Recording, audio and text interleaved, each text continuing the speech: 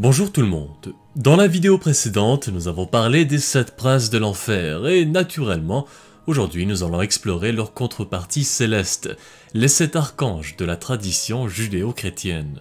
Nous parlerons de ce qu'ils représentent, de leurs symboles, de leur rôle dans la hiérarchie du paradis et bien sûr de leur impact sur la culture populaire moderne. Alors restez avec moi jusqu'à la fin de la vidéo. Avant de commencer, il est essentiel de définir ce que c'est qu'un archange. Généralement, ils sont décrits comme des êtres célestes de rang supérieur aux anges ordinaires, dotés d'une force et d'une autorité exceptionnelles. Leur rôle principal est d'agir comme messagers divins, protecteurs et guerriers, servant un peu comme les soldats d'élite de Dieu, combattant les forces du mal en son nom.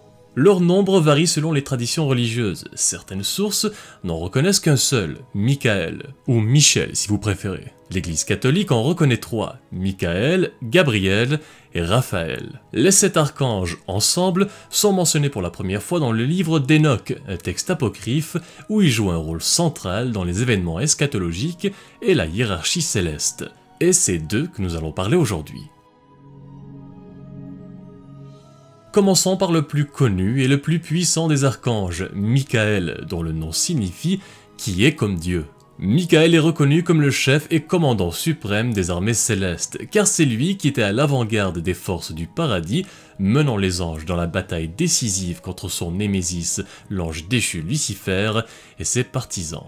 Il incarne la justice divine et la force invincible du Créateur. La confrontation entre Michael et Lucifer est notamment mentionnée dans le livre de l'Apocalypse, où l'ange déchu est comparé à un dragon.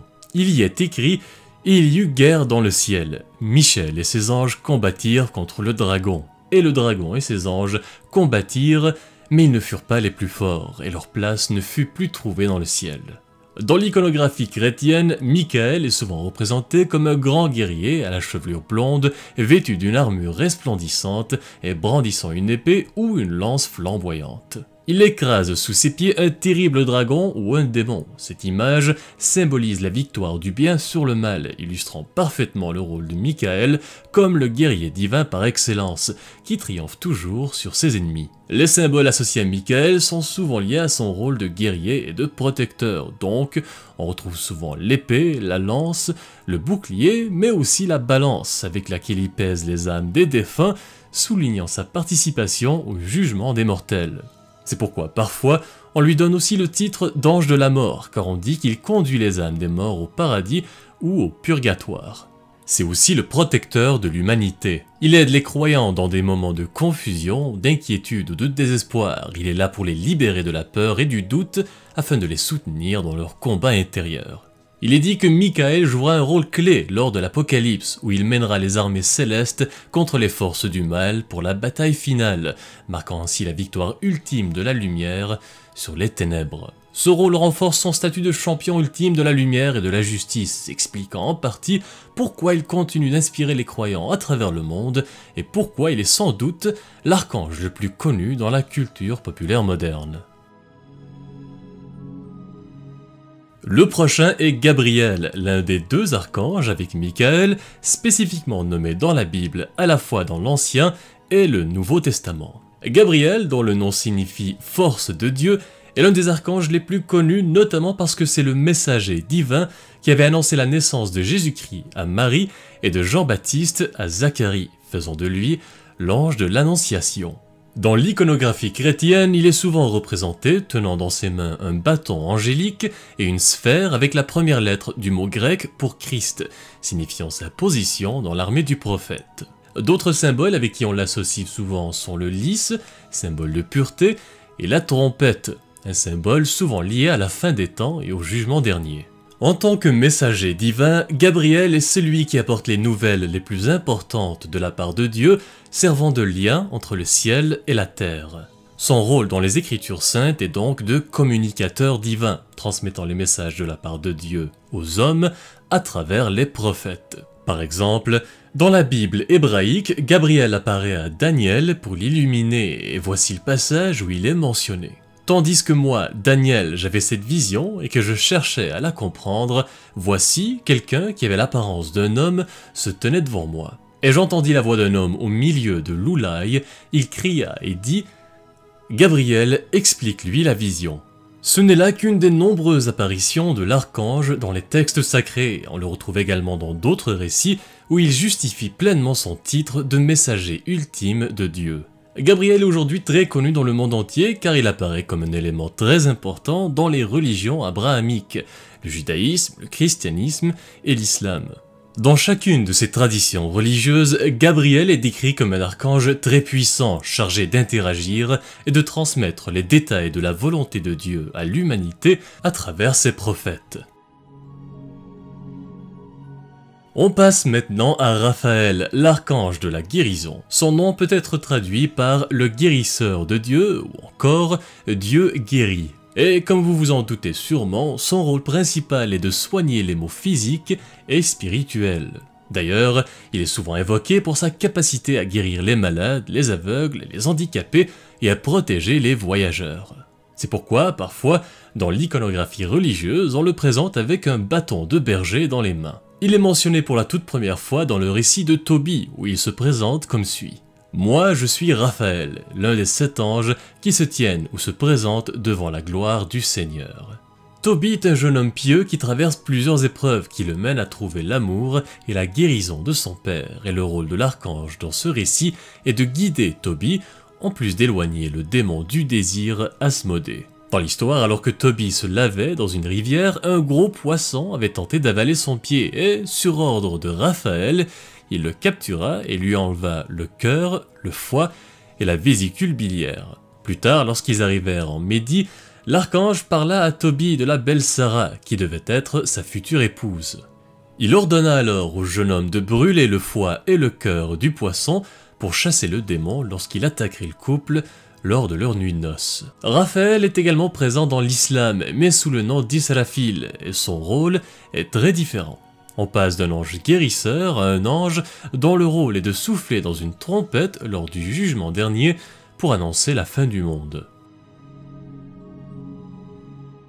Uriel, bien qu'il soit moins connu que Michael ou Gabriel, est un archange très important puisque son rôle est de transmettre la connaissance divine aux êtres humains. Son nom signifie la lumière de Dieu et on l'associe souvent à la sagesse divine, éclairant l'esprit humain avec la lumière de la connaissance. Dans certaines traditions, il est également vu comme l'ange de la repentance qui est chargé de guider les âmes des fidèles vers le pardon. Uriel est parfois représenté tenant une flamme ou une lampe dans ses mains, encore une fois symbolisant la lumière de la connaissance qu'il apporte à l'humanité. Quant à son rôle en tant que messager, eh bien, il consiste principalement à révéler les mystères de Dieu aux prophètes et à apporter des avertissements aux êtres humains. Par exemple, dans certains textes apocryphes, il est souvent crédité pour avoir averti Noé du grand déluge, mais aussi pour avoir sauvé Jean-Baptiste après que le roi Hérode eut ordonné son assassinat, et pour avoir vérifié les portes des maisons en Égypte à la recherche du sang d'agneau avant que la peste destinée à tuer les premiers-nés des familles infidèles ne se propage dans le pays. D'une certaine façon, on peut aussi considérer Uriel comme le protecteur et bienfaiteur de l'humanité. Ceux qui croient au pouvoir de l'archange de la lumière le prient souvent lorsqu'ils ont besoin de conseils dans la vie. Il aide notamment à résoudre les conflits de famille et à renforcer la persévérance spirituelle. Passons désormais à l'archange de la justice, de la vengeance et de l'harmonie, Raguel ou Raguel. Le nom de cet archange peut être interprété par ami de Dieu et son rôle principal est de punir ceux et celles qui violent les lois sacrées du Créateur. Mais son rôle de justicier ne se limite pas qu'au monde des mortels, il fait aussi la loi au ciel et s'assure que les autres anges soient responsables de leurs actes. Il veille donc à ce que la volonté de Dieu soit respectée au sein de la hiérarchie céleste pour s'assurer que les anges restent fidèles à leurs devoirs et ne s'écartent jamais du chemin de la justice. Raguel est mentionné dans le livre d'Enoch comme l'un des 7 archanges chargés de veiller sur les luminaires, c'est-à-dire les étoiles et les corps célestes, ou pour certains des êtres divins semblables aux anges. Dans l'ensemble, on connaît assez peu de choses sur cet archange, mais on le considère souvent comme le médiateur ultime. Il s'occupe des conflits et rétablit l'équilibre là où la discorde fait ravage. Son objectif principal est de favoriser l'unité, de promouvoir la paix et d'apporter la réconciliation entre les individus et même entre des nations entières. L'archange Sariel, dont le nom peut être interprété par le commandement de Dieu, est mentionné dans le livre d'Enoch comme l'un des saints anges préposés aux esprits des enfants des hommes qui pêchent contre les esprits. Qu'est-ce que cela veut dire? Eh bien tout simplement qu'il est chargé de surveiller et de juger les âmes qui se détournent du droit chemin et commettent des péchés spirituels. Sariel est ainsi considéré comme un gardien de la justice divine et agit en tant que guide pour les âmes perdues et torturées, les aidant à trouver le chemin de la rédemption pour enfin se repentir. Il est mentionné dans le livre des Jubilés comme l'ange qui explique à Moïse la cosmologie et le calendrier céleste. Dans ce texte, Sariel apparaît comme une figure qui porte un savoir caché et mystérieux, et c'est peut-être pourquoi dans la mystique juive plus tardive, notamment dans la Kabbale, que Sariel est également associé à l'astre de la lune et au cycle lunaire. Enfin, c'est aussi l'un des 4 archanges avec Gabriel, Michael et Raphaël qui est chargé de surveiller le monde et de veiller sur l'humanité. Ensemble, ils supervisent les 4 coins de la terre et veillent à ce que l'équilibre entre le ciel et le monde des hommes soit respecté. Enfin, le 7e archange que nous allons voir ensemble aujourd'hui est celui qu'on appelle le tonnerre de Dieu, Rémiel. Rémiel est l'archange dont le rôle est de guider les âmes des morts et les esprits des justes. Il est chargé de surveiller ceux qui se lèvent du sommeil éternel, autrement dit, il est lié à la résurrection des morts et à la rédemption des âmes au jour du jugement dernier. Il est souvent perçu comme un archange associé aux visions et à la révélation divine. Il est responsable de la révélation des mystères de Dieu. En gros, c'est lui qui transmet aux prophètes la compréhension des événements futurs. Le nom Rémiel est également mentionné dans le 6e chapitre du livre d'Enoch, où il est associé aux 20 anges qui descendirent sur terre pour prendre des femmes humaines et engendrèrent les Néphilim, des êtres géants, dont l'existence même est considérée comme une transgression des lois divines. Le passage suivant décrit la progéniture des anges avec les femmes humaines. Celles-ci conçurent et mirent au monde de grands géants dont la hauteur était de 3000 coudées. Ils dévorèrent tout le fruit du travail des hommes jusqu'à ce que ceux-ci ne puissent plus les nourrir. En somme, Rémiel est un archange fascinant qui occupe une place assez unique puisqu'il agit en même temps de gardien des âmes et de révélateur des mystères divins. Dans la hiérarchie céleste, les archanges occupent une position cruciale, mais ils ne sont pas pour autant au sommet de l'échelle angélique. Loin de là. Selon notre bon vieux saint Thomas d'Aquin, dans la Somme théologique, il explique qu'il existe 3 niveaux principaux d'anges, chacun comprenant 3 cœurs. Les séraphins, les chérubins et les trônes appartiennent à la première hiérarchie et sont en interaction directe avec Dieu. Ils sont toujours à ses côtés, prêts à agir selon sa volonté. Dans la seconde hiérarchie, nous avons les dominations, les vertus et les puissances. Ces anges ont pour rôle de mettre en œuvre le plan divin sur terre. Et enfin, la 3e hiérarchie, qui inclut les principautés, les archanges et les anges communs, sert principalement d'intermédiaire entre Dieu et les êtres humains. Bon, après il y a quelques exceptions.